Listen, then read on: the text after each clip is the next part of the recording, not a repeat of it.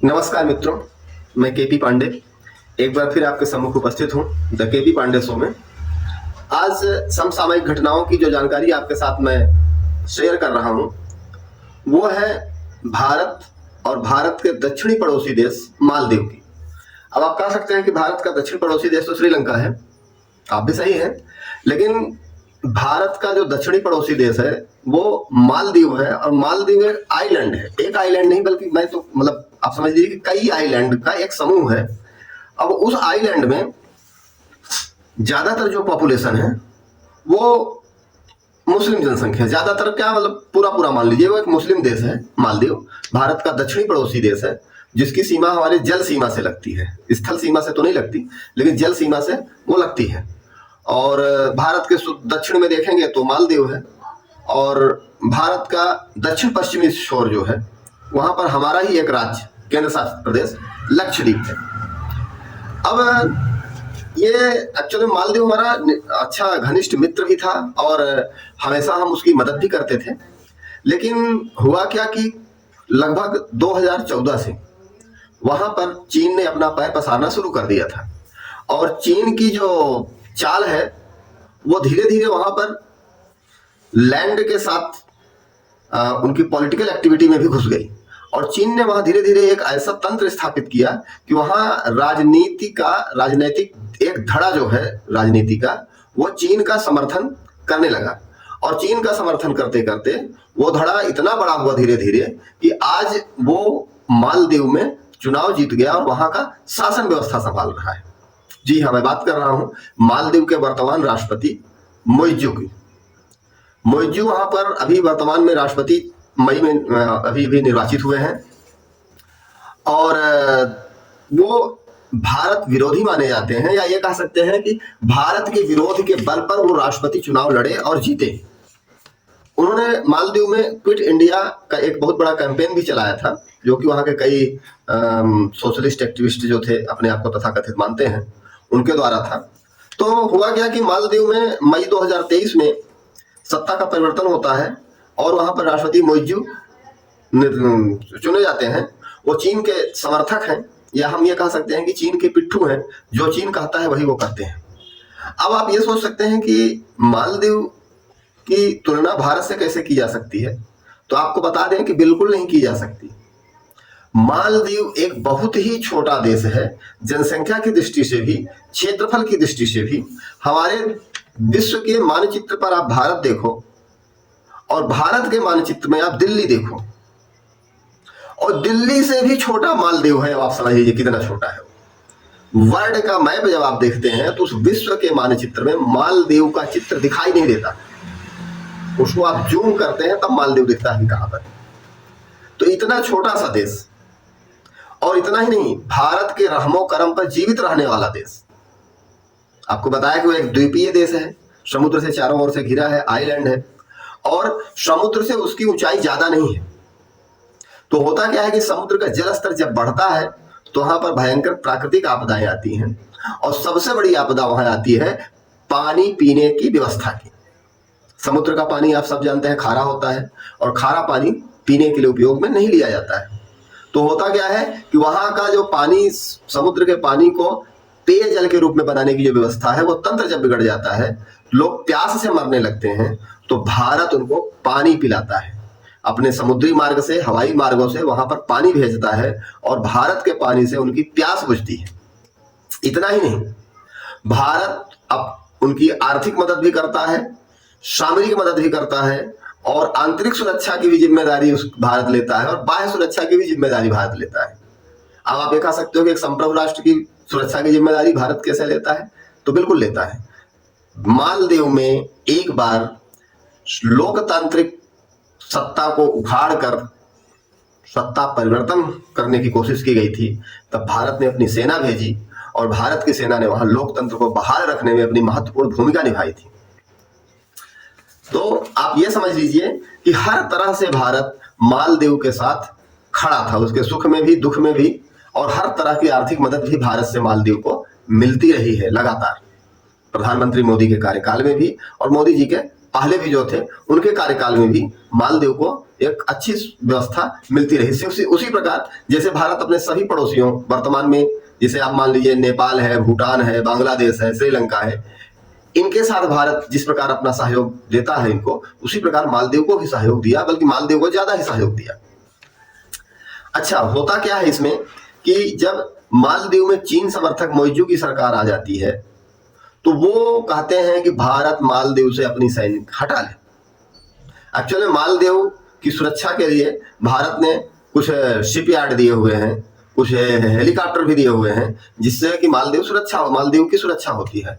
और उनके रखरखाव के लिए भारत ने अपनी मित्रता दिखाते हुए मालदीव को जो शिप और एयरक्राफ्ट दिए थे, उनकी सुरक्षा के लिए, उनके रखरखाव के लिए भारत के 75 सैनिक मालदीव में कार्यरत हैं, रहते हैं। अब मोइजू ने यही कहा कि हम एक लोकतांत्रिक देश हैं, इसलिए भारत के सैनिकों की यहां जरूरत नहीं है, भारत अपने सैनिकों को हटा ले जाए।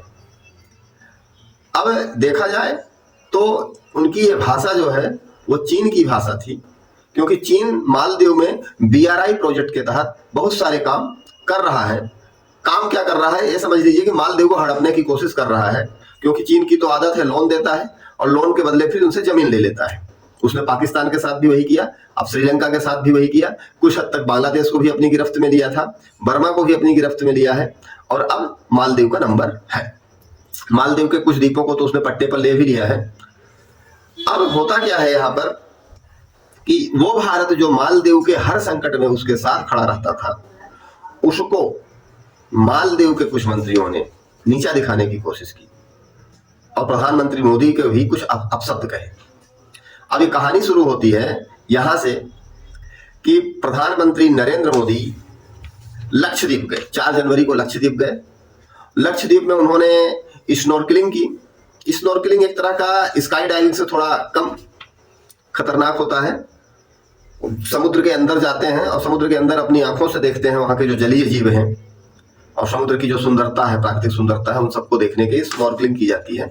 तो नरेंद्र मोदी जी ने वहां स्नॉर्कलिंग की और उसके बाद अपने लक्षद्वीप की प्राकृतिक सुंदरता जो है, समुद्री सुंदरता जो है, उसको एक्सप्लोर किया और अपने जो सोशल साइट्स होती हैं उनकी, आपका यूट्यूब हो गया, एक्स हो गया, उन सभी जगहों पर उन्होंने अपना डाला और लोगों से आह्वान किया कि मालदीव आइए, अगर आप कुछ नया देखना चाहते हैं, कुछ एडवेंचर करना चाहते हैं, प्रकृति की गोद में सुकून भरी नींद लेना चाहते हैं, अपनी थकान मिटाना चाहते हैं, तो अपने पर्यटन की लिस्ट में मालदीव को अवश्य शामिल कीजिए। यहाँ आने के बाद आपको अभूतपूर्व आनंद का अनुभव होगा।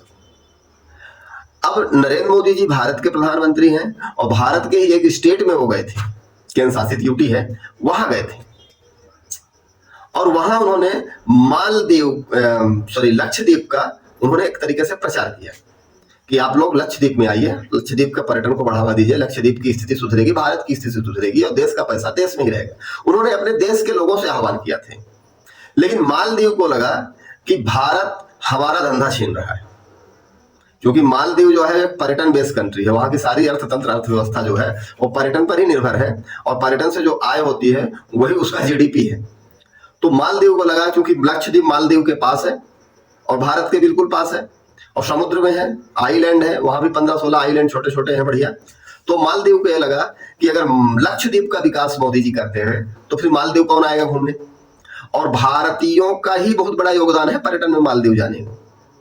तो उन्होंने इसको अपने ऊपर लिया और ये मोदी जी के बारे में कुछ अपशब्द कहे वहां मालदीव के जो नए नए मंत्री बने हैं, और भारतीयों को भी अपशब्द कहे, भारत का अपमान के। वो बोले कि भारत के जो होटल होते हैं ठीक नहीं होते, वहां के होटलों से बदबू आती है, साफ सफाई नहीं रहती है। इस तरीके से उन्होंने भारत को भी नीचा दिखाने का काम किया और मोदी जी के बारे में तो 2-3 ऐसे शब्द कहे कि उनका मैं उल्लेख ही यहाँ नहीं कर सकता। अच्छा, ये बात तो हो गई। अब इसके बाद क्या होता है, आप तो जानते हो मोदी जी की हालत, छेड़ोगे तो छोड़ेंगे नहीं। 24 घंटे के भीतर मालदीव अपने घुटने पर आ गया, भारत से अंदर अंदर माफी भी मांगी और अपने उन 3 मंत्री जो उनके थे, जो नए नए बने थे, उन तीनों को सस्पेंड भी कर दिया। लेकिन फिर भी भारत शांत होने का नाम नहीं ले रहा है।